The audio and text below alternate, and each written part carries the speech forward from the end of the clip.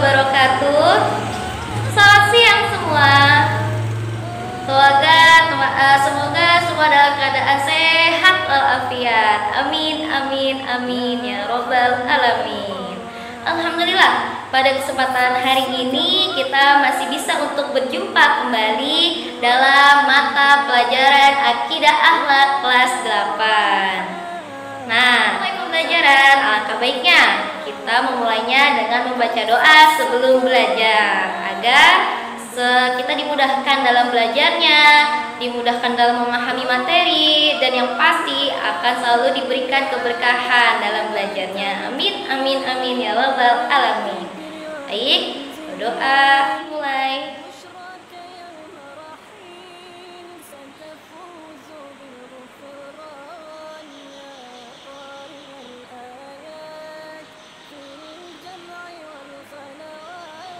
Berdoa selesai.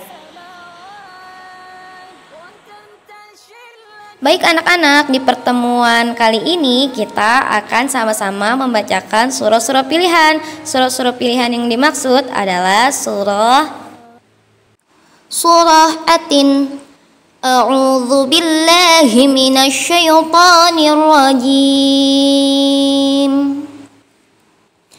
Bismillahirrahmanirrahim. Wattini wazzaitun wa turi sinin wa hadzal baladil amin. Laqad khalaqnal insana fi ahsani taqwim. Thumma radadnahu asfala safilin. Illal ladzina amanu wa 'amilus solihati falahum ajrun ghairu mamnun. Fama yukadzibuka ba'du biddin. Alaysallahu biahkamil hakimin. Shadaqallahul azim.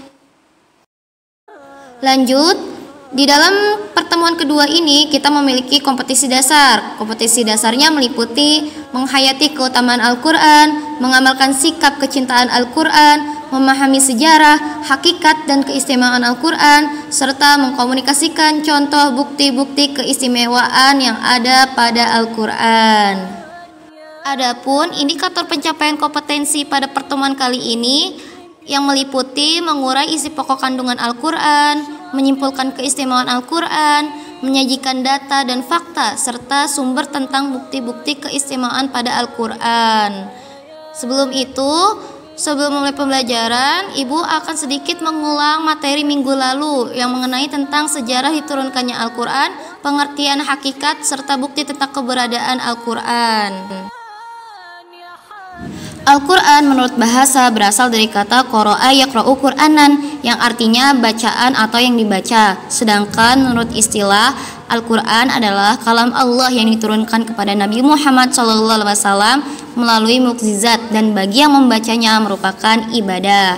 Al-Quran juga diturunkan Allah SWT kepada Nabi Muhammad melalui perantara malaikat Jibril secara berangsur-angsur dan memiliki dua periode sebelum hijrahnya Rasul dan periode sesudah hijrahnya Rasul.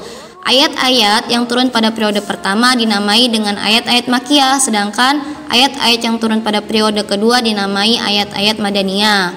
Adapun sejarah pembukuan Al-Quran juga dibagi menjadi dua tahap. Yang pertama adalah Al-Quran pada masa sebelum wafatnya Rasulullah, dan yang kedua adalah Al-Quran pada masa sesudah wafatnya Rasulullah. Kalau pada masa sebelum wafatnya Rasulullah, para sahabat itu harus tekun membaca Al-Quran, menghafal dan memelihara surah-surah dan ayat-ayatnya. Mereka inilah yang kemudian dikenal dengan sebutan Al-Qurra. Sedangkan setelah wafatnya Rasulullah, pada saat ini sahabat memulai upaya untuk menulis dan membukukan ayat-ayat Al-Quran menjadi sebuah mushaf.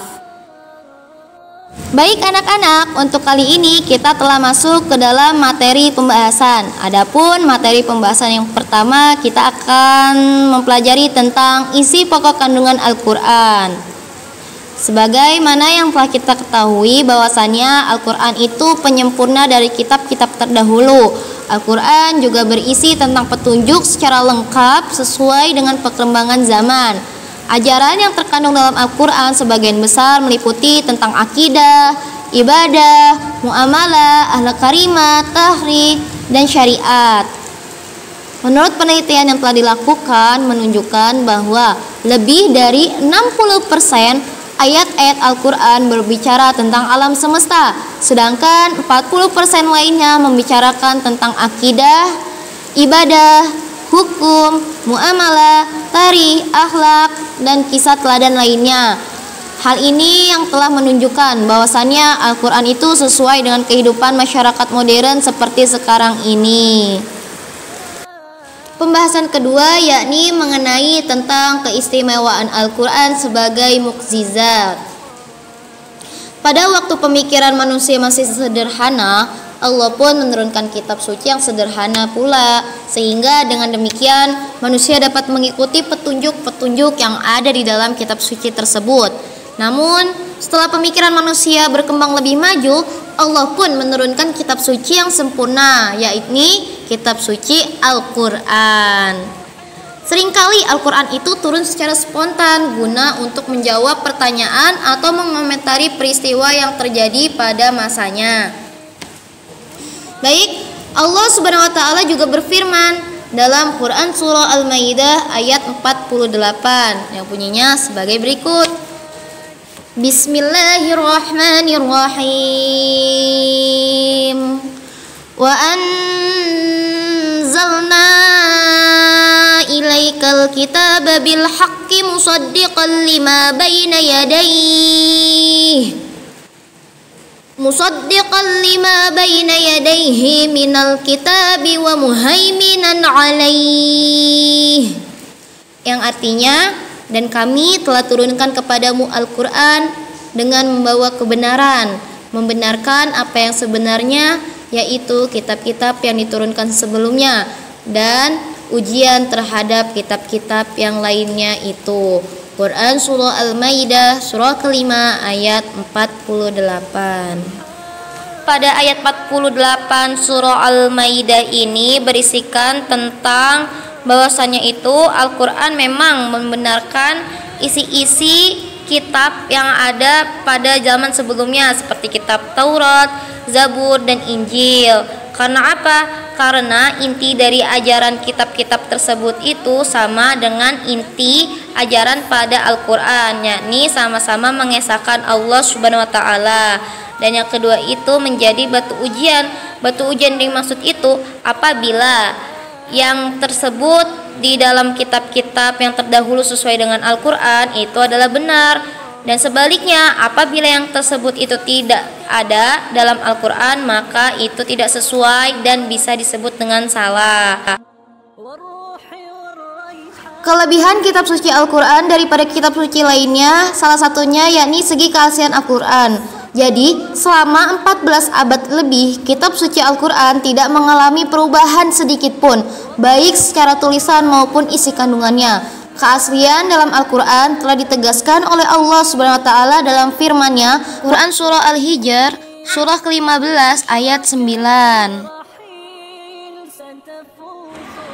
Kedua, ada segi isi kandungan Al-Quran.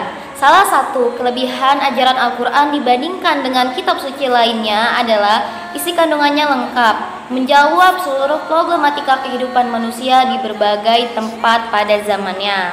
Dan yang ketiga, ada segi susunan bahasanya. Al-Quran ini kan diturunkan dalam bahasa Arab, tetapi bahasa Arabnya itu sangat berbeda dengan bahasa Arab yang terjadi pada umumnya. Bangsa Arab juga terkenal sebagai memiliki kemampuan bersyair yang bagus sejak zaman dahulu. Mereka sering mengadakan lomba di pasar Ukais. Demikian, tidak satu pun penyair yang mampu menandingi bahasa Al-Quran. Jadi bahasa Al-Quran itu mempunyai nilai sastra yang sangat tinggi, sehingga tidak ada yang sanggup untuk menandingi keindahan bahasa yang ada pada Al-Quran.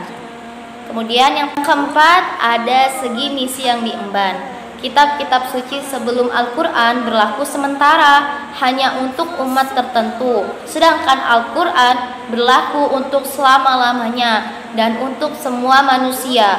Oleh sebab itu, kitab suci sebelum Al-Quran dikatakan temporer dan lokal, sedangkan Al-Quran dikatakan kitab suci yang abadi atau universal. Lanjut anak-anak. Jadi hikmah diturunkannya Al-Quran itu untuk menuntun manusia ke jalan yang benar dan agar selamat hidup di dunia dan di akhirat. Alhamdulillah telah selesai bab 1 akidah akhlak tentang Al-Quran dan istimewaannya. Dan pada pertemuan kedua ini, jika ada teman-teman yang masih kurang mengerti tentang penjelasan ibu mengenai materi ini, kalian bisa menanyakannya melalui grup WhatsApp agar teman-teman yang belum mengerti dapat mengerti dan yang mengerti akan lebih mengerti lagi. Setelah teman-teman menyimak video pembelajaran dari ibu guru, ibu akan membuat tugas diskusi kelompok dan mengumpulkan hasil diskusinya. Adapun tata cara yang harus kalian patuhi selama diskusi dan mengumpulkan hasil diskusi akan ibu segera share di grup WhatsApp. Adapun tugas individu pertemuan kedua ini, yakni kalian dapat menyajikan data dan fakta-fakta tentang bukti kebenaran kandungan kitab suci Al-Quran dari berbagai sumber pelajaran yang dapat kalian temui. Dan tugas dapat dikumpulkan di awal pertemuan ketiga. Baik anak-anak, di pertemuan kedua ini dapat kita sama-sama simpulkan bahwasanya Al-Quran itu berisi petunjuk secara lengkap sesuai dengan perkembangan zaman. Ajaran yang terkandung dalam Al-Quran sebagian besar meliputi tentang pelajaran akidah, ibadah, muamalah, akhlak, tarikh, dan syariat. Al-Quran juga dikatakan sebagai penyempurna dari kitab-kitab sebelumnya. Jadi kelebihan kitab suci Al-Quran daripada kitab suci lainnya itu dapat kita lihat dari segi keaslian Al-Quran, dari segi isi kandungan Al-Quran, segi susunan bahasa, dan segi misi yang diemban. Adapun hikmah diturunkannya Al-Quran adalah untuk menuntun manusia ke jalan yang lebih benar dan agar selamat hidup di dunia dan di akhirat. Carilah hatimu di 3 tempat. Temui hatimu sewaktu bangun membaca Al-Quran. Tetapi jika tidak kau temui, carilah hatimu ketika mengerjakan sholat. Jika tidak kau temui juga, carilah hatimu ketika duduk tafakur mengingat mati. Jika kau tidak temui juga, maka berdoalah kepada Allah, mintalah hati yang baru, karena hakikatnya pada ketika itu kau tidak mempunyai hati. Imam Al-Ghazali. Terima kasih banyak untuk semua anak-anakku yang telah mengikuti materi pembelajaran akidah akhlak di pertemuan kedua ini. Semoga kalian selalu diberikan kesemangatan dalam belajarnya, selalu menjaga kebersihan dan kesehatan, serta senantiasa menjalankan protokol kesehatan selama pandemi dimanapun kalian berada. Baik, akhir kata dari ibu, marilah kita sama-sama mengucapkan kalimat Alhamdulillah. Alhamdulillahirabbil alamin. Wassalamualaikum warahmatullahi wabarakatuh. Sampai jumpa kembali di mata pelajaran akidah akhlak berikutnya. حامل القرآن يا حامل